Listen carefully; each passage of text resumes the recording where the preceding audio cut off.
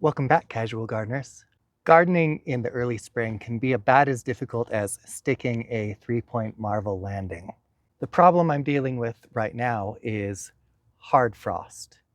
You can tell the difference between a hard frost and a regular frost or a light frost because a hard frost, by definition, is temperatures below 28 degrees Fahrenheit that persist for more than 4 hours. We had a hard frost last night, and we're going to have hard frosts probably for the next 4 nights. A hard frost is able to harm, potentially, even our most frost-tolerant crops. And as you know, I have planted out my lettuce and my spinach and my kohlrabi already. So what can you do if you're going to have a hard frost and you've already got your little green babies in the ground? Well, something you can do that you can see behind me is row cover. Row cover is going to provide some frost protection by trapping warmer air around your plant that collects during the day and also trapping the heat as it comes out of the ground as everything cools off. So it's going to reduce those chill hours overall, and then also helps prevent the actual formation of frost on your leaves. You want to make sure if you're using a row cover that it is up, off, out of contact with the leaves. If your row cover is in contact with the leaves, it can freeze to the leaves and actually aggravate the damage from the frost instead of preventing it. So what if you don't have row cover and hard frost is coming whether you like it or not, and you're in a rush and you got to deal with it? If you're a leaf hoarder like this guy, you can throw a layer of mulch over your crops, and that will do some of the good stuff that you get out of a row cover. I want to provide that extra little bit of protection, especially since so many of my garlic cloves have heaved out of the ground over the course of the winter, so they're extra exposed. But I don't necessarily want to put row cover over these. Before I put leaves over my garlic crop, I want to apply some nitrogen fertilizer so it'll have good ground contact and be available for the garlic as it grows in the spring. So I've got some blood meal here. If you're using blood meal, a 4x8 bed like this needs about a 1/4 cup.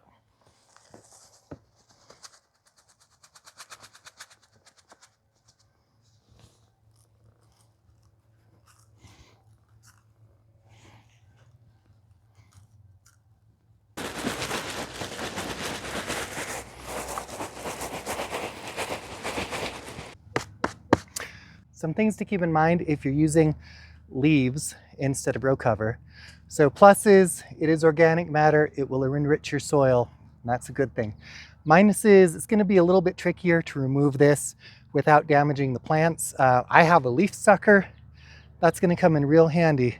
You will want to remove this so that you can have early spring sun exposure, because otherwise your soil is going to take longer to warm up and that will slow everything down, which kind of defeats the purpose of giving your plants the care of applying a mulch in the first place. Let's go in the greenhouse where it's a little bit warmer. It's still just a little bit above freezing outside right now. It's about 55 degrees in there. And we're going to just talk about an article I found in an online magazine called The Spruce about 15 things to companion plant with spinach. We're going to evaluate that article together and talk about what they got right, what they got wrong, and then I'm going to give them an overall grade when we're done. Let's see how they did.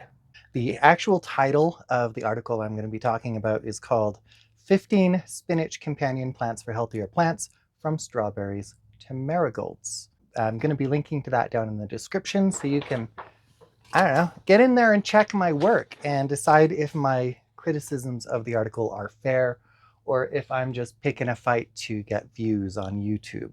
Now, before we get into the article, I do want to make a clarifying point. It's going to feel pretty semantic, but bear with me. So we've got 2 different things we can do. One of the things is companion planting.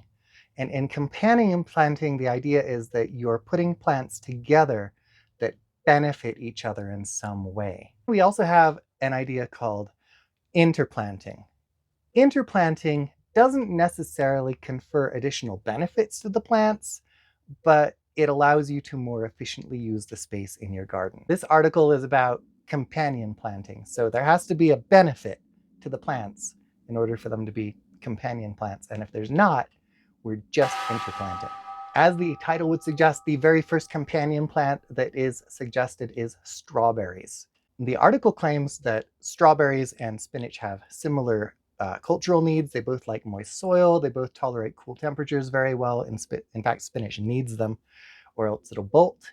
And then the article also claims that these flowers will attract hoverflies, and hoverflies are good at eating aphids and other soft-bodied insects. As a general rule, I hate mixing perennials and annuals because I love being able to totally flip my annual bed and give it a good raking and clean it up so that it's easier for me to plant my annuals into that bed each year.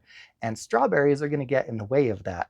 However, I have found a couple of university extension websites that do recommend interplanting spinach with strawberries. And that's the deal. Spinach and strawberries, that is an interplanting, not a companion planting. But you know what? It works. So we're going to give them strawberries. Right, the next one in the article is legumes. They say that legumes are nitrogen fixers, so the spinach is going to get some extra nitrogen from the legumes, and then also you can trellis up your beans and they'll provide shade for the spinach, which could prevent bolting. So those are the claims in the article. And since nitrogen would be a benefit to the spinach, we're going to say, okay, that could be companion planting if it works.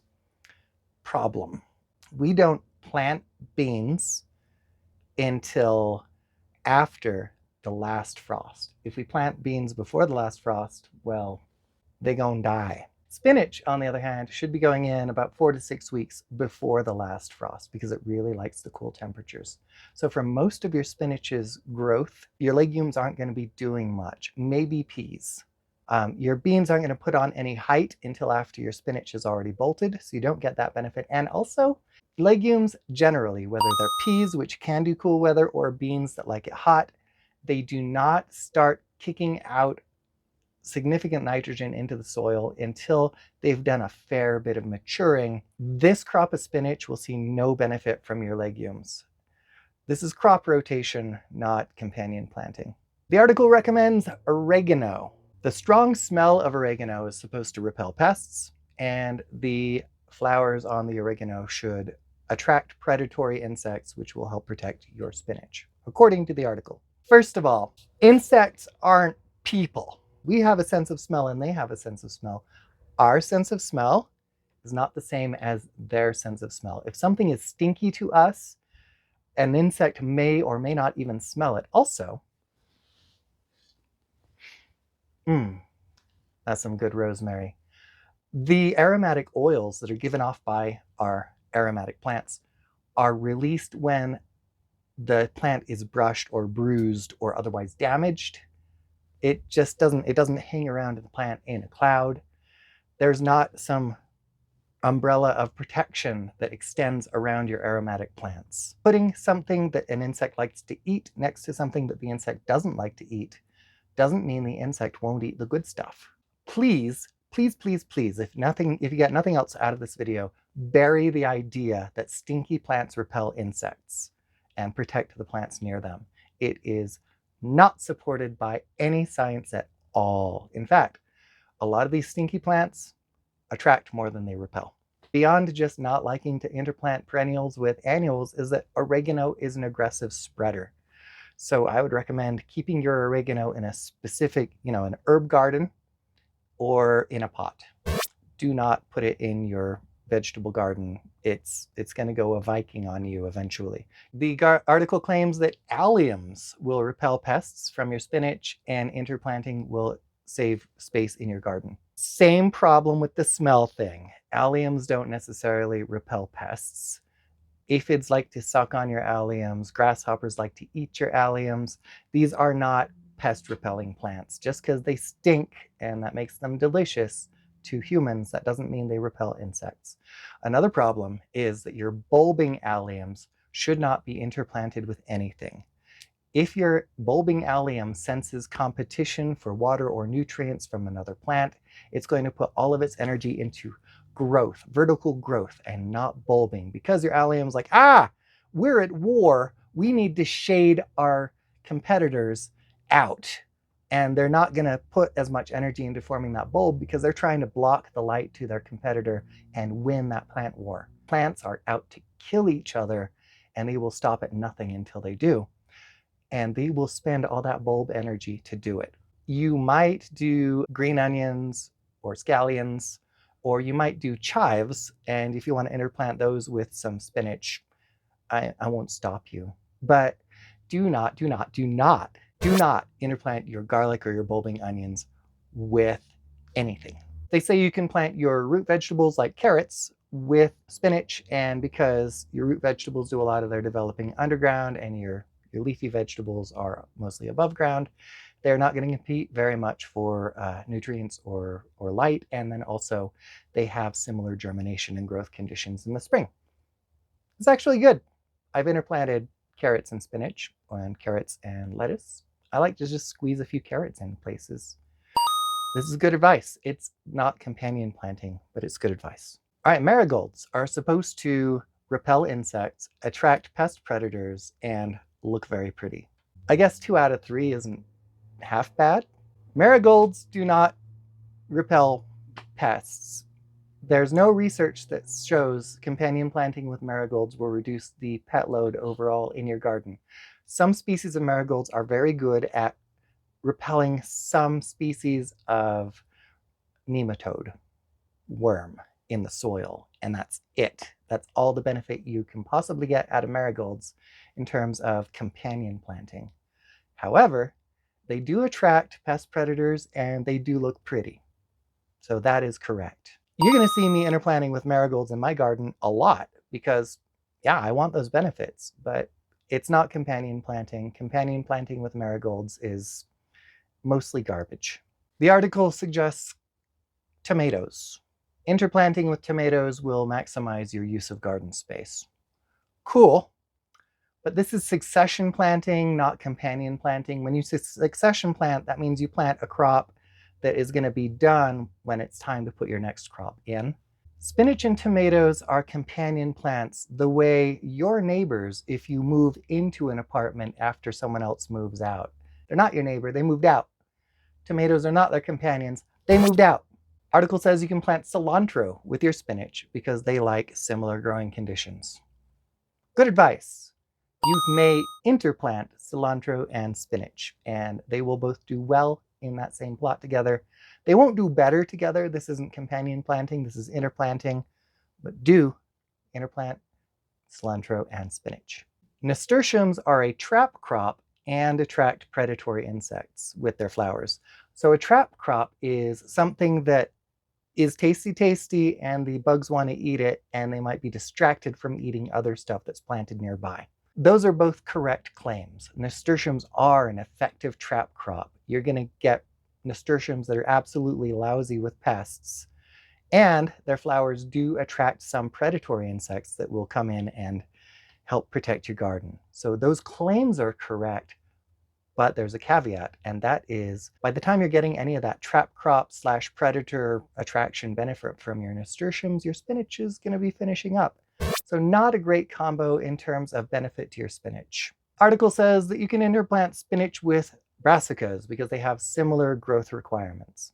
That is true. You may interplant other leafy crops with your brassicas. They both like to suck up some nitrogen, and yeah, they do well together, but this is not companion planting. There's no additional benefit to either plant. This is interplanting. Article says eggplants are a good succession crop and will help maximize the use of space in your garden. And that if you do still have spinach around, they can help shade your spinach and maybe put off bolting a little bit. Those are great claims. I can't find any flaws with them aside from the problem of time. Eggplants are not going to be putting on enough growth to provide any shade to your spinach before your spinach is already bolted.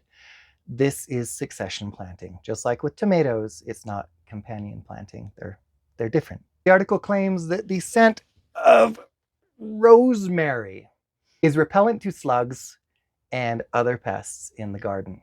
The article does recommend putting rosemary in pots in your garden because it does like drier soil than the spinach, and it's not going to work together as an interplanting. So kudos on that. You're correct. But we run into the same aromatic oil problem Rosemary doesn't protect its neighbors. This isn't companion planting, and it can't be companion planting because you can't plant them together. They have different soil needs. The article claims we can put lettuce with spinach because they have similar growing requirements. You got it, article. I did that this year. They're together in my garden right now. This is not companion planting. There's no additional benefit to the spinach or the lettuce from sharing a bed. It's just interplanting. Article says you can grow dill with spinach because they have similar growing conditions.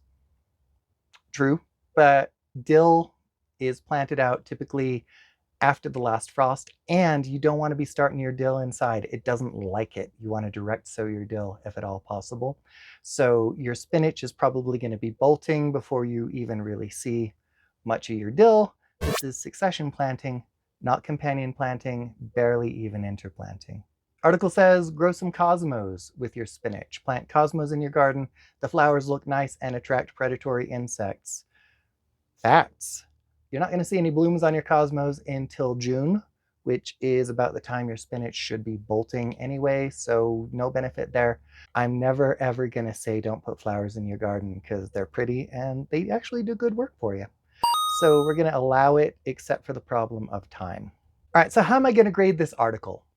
Only 8 out of 15 of the plants that they suggest growing with spinach will actually grow with spinach. So that's 8 out of 15. We do a little math. I'm going to pretend to do it in my head. That's a score of 53%, which is an F. The spruce gets an F on this one. This is a really great example of how we need to approach gardening advice on the internet with a big old grain of salt. Not literal salt, that will damage your garden. But you got to pay attention to your sources. Dedicated gardening websites will tend to have better advice. They're going to do a great job because it's in their interest to maintain their gardening rep. The Spruce is a style and home decoration primarily website. They're not specialized in gardening. They're probably using some AI to generate some articles. So I would approach articles from the Spruce with a big old chunk of skepticism. I'm not going to say that the Spruce never has good articles. I've found good, useful articles on the Spruce, or at least articles that got me started exploring ideas. But they're not the place to go for good gardening advice that you can depend on. I also want to say that YouTube has seen an uptick in AI gardening channels. If you hear an AI voice in a video, or you see things in the video that look too good to be true, approach that channel with skepticism. I want you to be successful as a gardener, and that means that I want you to find the best advice out there, and there's an increasing amount of crap on the internet. I don't want that for you.